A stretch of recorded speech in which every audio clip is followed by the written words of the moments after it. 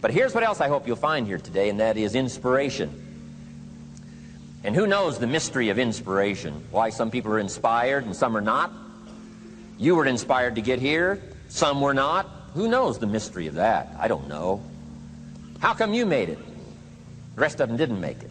We don't know what that mystery is. Some people turned it down. Some people said it costs too much. Some people said it's going to take too much time. Some people are too busy, right? A lot of different excuses why some are inspired to take advantage of something that comes to town. Others pass it up. We don't know the mystery to that. Here's what I call it: mysteries of the mind. And I just leave it at that. Some things I don't try to figure out. I take the simple approach now, right? Some people do and some people don't. I mean, that's about as profound as my philosophy is. Some buy and some don't buy. Some go for it and some don't. Some change and some don't. And if you've been around for a while, you can usually work out the numbers, right? Out of 10, 3 do, 7 don't. Whatever business you're involved in, pretty soon you got this ratio going. The ones that do, the ones that don't. You say, well, why don't the ones that don't, how come they don't? We don't know. I just leave it as a mystery. I used to try to understand all that. I just take the simple approach now. The guy says, this happens to me, this happens to me, this goes wrong for me, and all this stuff goes wrong for me. How come all this stuff happens to me? I say, I don't know, it beats me. The best I've been able to figure out is those kind of things always happen to people like you. I mean, right? That's the best I got. I don't know. I'm an amateur on this stuff. What do I know? So just take the simple approach, right? That's how it is. Who knows? Interesting story says the day the Christian church was started. Now, I'm an amateur on the Bible, but best account I can remember, the day the Christian church was started, a magnificent sermon was preached. Great presentation. And if you're a student at all of good communication, it was one of the classic presentations of all times. The sermon, the first day the Christian church was started. And it said this sermon, this presentation was given to a multitude, meaning a lot of people. But it was interesting, as the account gives us the record, it says when the sermon was finished, there was a variety of reaction to the same sermon. Isn't that fascinating? I find it fascinating. It said some that heard this presentation were perplexed. And I read the presentation, sounded pretty straightforward to me. Said, why would somebody be perplexed with a good, sincere, straightforward presentation? Best answer I've got. They are the perplexed. I mean, what other explanation is there? It doesn't matter who's preaching. Right? It said some that heard this presentation mocked and laughed, made fun of the presentation. I thought, hey, this looks pretty sincere to me. If you give a sincere, honest presentation, why would somebody mock and laugh? Easy explanation. They are the mockers and the laughers. What else would you expect them to do? Right? I used to try to straighten all that out, say, well, they shouldn't do that. I don't do that anymore. I've got peace of mind now. I can sleep like a baby, not try to straighten all this stuff out. I used to be so naive. I used to say, well, liars shouldn't lie.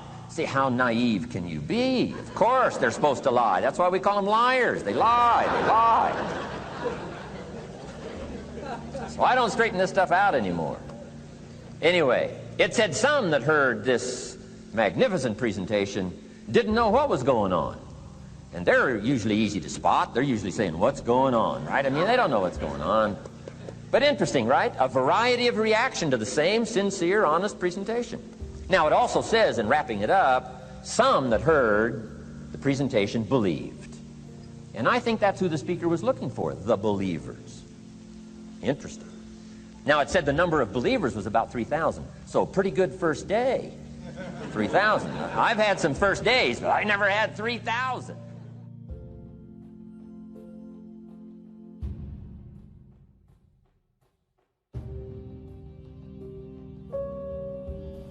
Over caution. Some people never will have much. They're too cautious. Now, you can also be too reckless, but you can also be too cautious.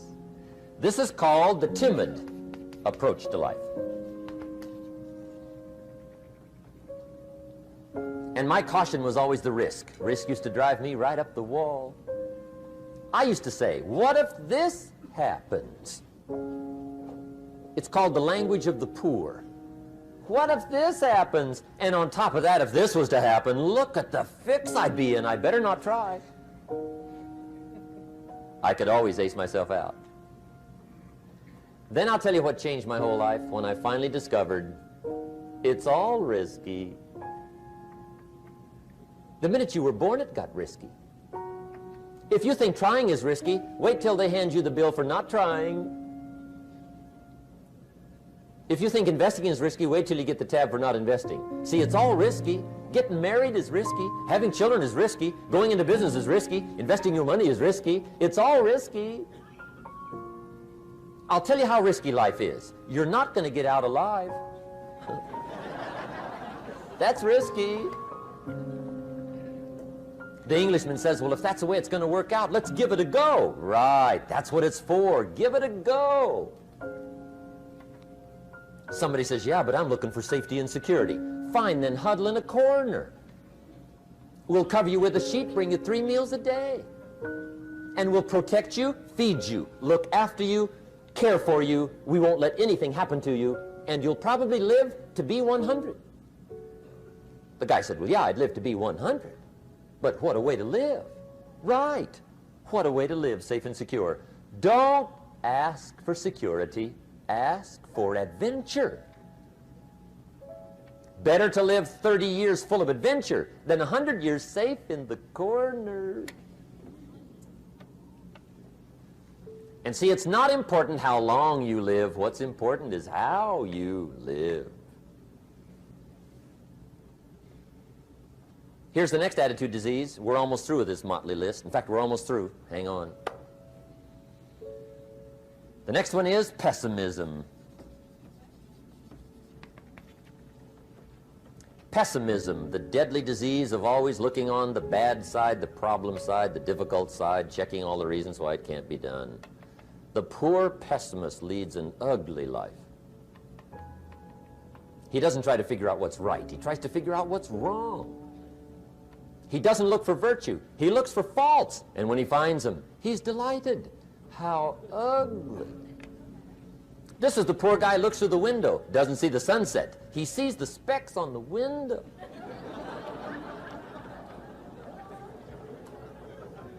And this is the poor guy, right, who rushes up, takes such leave of his senses. This guy rushes up and he says, I've got 5 good reasons why it won't work. He's so dumb he doesn't know all he needs 1. He's got 5.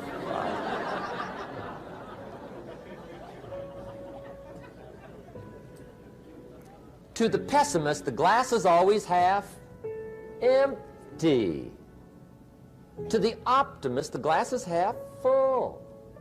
Why would the same measure affect people 2 different ways? Answer, it all depends on how you look at it. Our lives are mostly affected by the way we think things are, not the way they are. The way we think they are affects us most. There's a subject we don't have time to get into tonight called better thinking habits. One of the major things Shove taught me when I met him, he said, poor thinking habits keeps most people poor. Not poor working habits. Most people work hard, but they don't think hard. And Shove taught me that the mind is like a factory, a mental factory. And whatever you think about all day long pours ingredients into this mental factory. And that's what builds the economic, social, financial fabric of your life. He quoted me a Bible phrase that says, as you think, so you become. How awesome.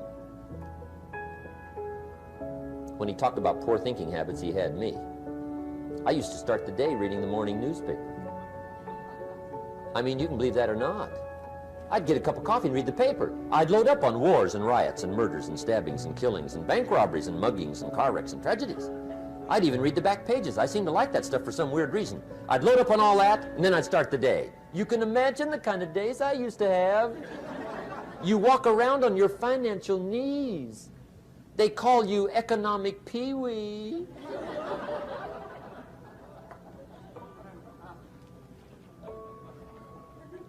The guy says, I want to be a great leader.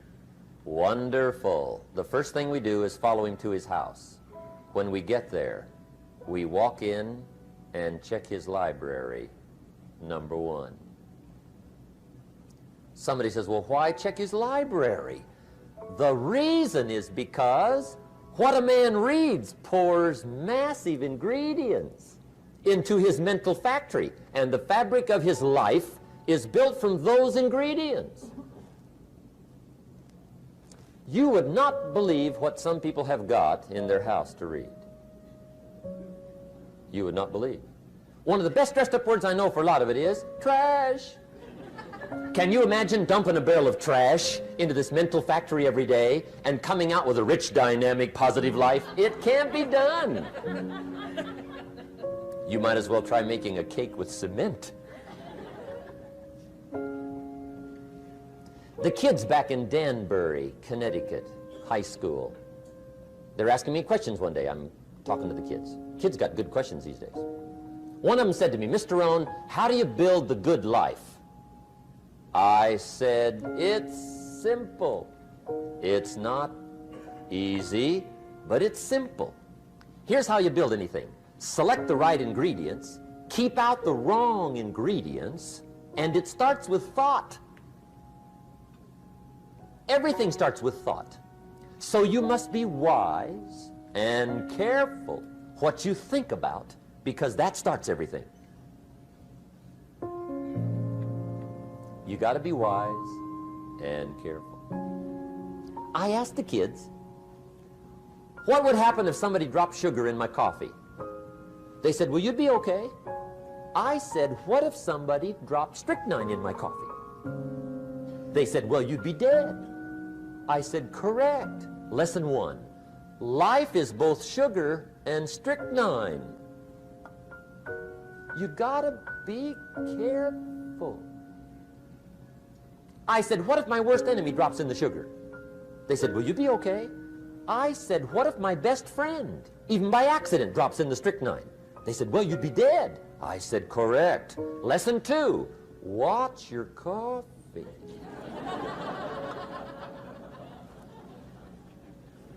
You got to be careful. See, it doesn't matter who hands you the bad stuff. It doesn't matter where you get the bad stuff. It'll still do its damage on your bank account, wherever you get it. Mr. Schoaf gave me one of the greatest phrases when I first met him, when he said, Jim, every day stand guard at the door of your mind. How important. Stand guard at the door of your mind. And you decide what goes into your mental factory. Don't let anybody just dump anything they want to in your mental factory, because you've got to live with the results. Okay, here's the last disease, and we're through with this list. In fact, we're almost through. Hang on. The last subject is very brief. The last disease, but this one is deadly. Engage in this one, indulge in it even slightly, and you might as well forget the future, because it's going to forget you. Complaining, crying, whining, griping, a Bible word called murmuring. See, that'll ace your future. Spend 5 minutes complaining, and you have wasted 5. And you may have begun what's known as economic cancer of the bone. Surely they will soon haul you off into a financial desert and there let you choke on the dust of your own regret. I hope I said that well, so you won't forget. It's a deadly disease. If you don't think it's bad, ask the children of Israel of Old Testament fame. Typical of us all, their story just happened to get in the book. Story says, children of Israel were slaves. God performed a series of dazzling miracles and got them out. And now they're heading for the promised land. Remember the story? Heading for the promised land. Tragedy of the story, they never got there. Reason. From day one, they started to complain. They griped about the water. They griped about the weather. They whined and cried and griped about the food. They griped about the leadership. They whined and cried because it was too far, too cold, too hot, too difficult, too miserable. I mean, they whined and cried for years. Finally, God said, "I've had it, trip canceled." Or something like that. The story says they died in the desert, never got to the promised land. Which I think means two things. Indulge in this long enough, you get your future canceled. And I guess it also means even God himself can only take so much.